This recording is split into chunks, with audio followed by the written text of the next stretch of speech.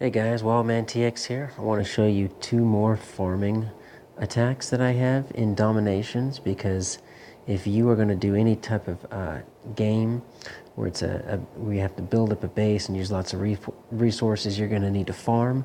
You're going to need to do some serious grinding to get the resources you need for your upgrades, for your research, and all that kind of business. So I want to show you a simple army composition that I use. And you see I use the same army composition for both of these raids here, 25 Praetorian Fusiliers. That's going to be your meat shield for your initial wave while you're getting the rest of your troops down. What's going to do your most damage is going to be these 4 cannons. They're going to do your damage to your buildings. And it's going to be these supply wagons that are going to hopefully follow them around and keep them alive, as well as these musketeers. Now the musketeers are what they do really well against the enemy troops, because it's the enemy troops that are going to target your cannons. So it's your supply wagons that are going to try to keep these musketeers from being hosed by the mortars, because that's your one danger. And if you can focus in on the mortars here, then you're going to be fine. But in any type of game like this, you're going to have to grind. And so I'm going to hopefully show you some different raids here where you can farm like a boss and get some easy stuff, because this is the same attack composition I use for my World War attacks as well, so I'm very used to this. I just use the tactics and the generals in the World War attack. I'm not going to use that here. So you'll notice I'm dropping everything down here in the bottom left-hand corner, because this is kind of open. There's no wall right there. You drop your Praetorian Fusiliers first. Then you get your musketeers behind them. Your Praetorian Fusiliers are all going to die. That's going to be fine.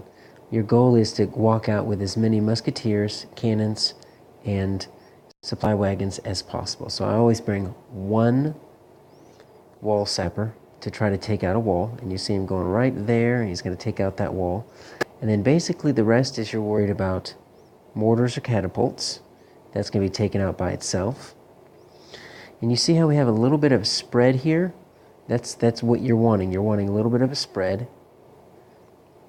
And then what happens now is it just kind of builds on its own. They fall into some natural clumps. The only thing I'm kind of worried about is this cannon down here is kind of sitting off by itself, and it doesn't have any kind of support. If it gets taken by any kind of enemy troops, then it's going to get killed. And so that's the only kind of fear. You have to sometimes redirect, and you see that stable is spawning right there. But unfortunately, it's not going to live long enough. And so really, once we get this last catapult down, and you notice I'm not using any of my features where it allows me to target the troops until I get that very last one. The reason is because if you still have extra catapults or extra mortars up, you really don't want to be using that feature where it clumps all your troops together, because then you're susceptible to some serious splash damage. But it is okay to go ahead and target that last one if you need to. I'm going to go ahead and finish this out.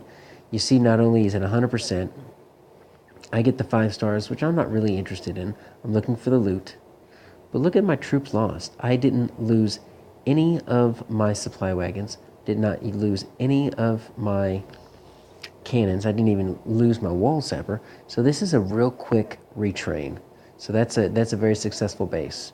It takes me about 85,000 food to totally train that army. So if I have to completely do all that again, then it is going to be not so great of a raid. So I always try to find raids where I think I can keep both my cannons and supply wagons alive. So let me show you the second raid. Same exact army composition. Slightly different base. And if you use this for your farm, you get really good at your World War attacks. I can usually 4 or 5 star my opposite number in World War attacks. I'm going to drop up here, because I'm really not worried about where my resources are. I know I'm going to be able to get all of that. I dropped that because of that Encore Watt that was up there. That can be a problem, because that continually regenerates health for enemy troops. So if at all possible, you want to get rid of that, because that will keep your enemy troops alive a little bit longer. So you see it's very wide open, and I love bases like this because there's a big box in the middle. Only problem with this army composition is, in addition to your mortars or catapults sometimes doing damage, is they are susceptible to getting stuck behind walls, because your Praetorian Fusiliers do decent damage, but they don't last very long. By the end of the raid, you just have your supply wagons, your cannons, and your musketeers. And your musketeers are basically worthless on anyone except for enemy troops. So if you can find bases that have openings or big boxes, that's going to be fine. And you notice here I've only got one of my catapults left. And then once that's down, I've got the rest of it. It's a done deal. We're just going to kind of flow through this. I'm not using any of my redirect features. I'm just kind of letting it go naturally. And as long as you get a nice spread on your initial drop, most of this attack will just take care of itself.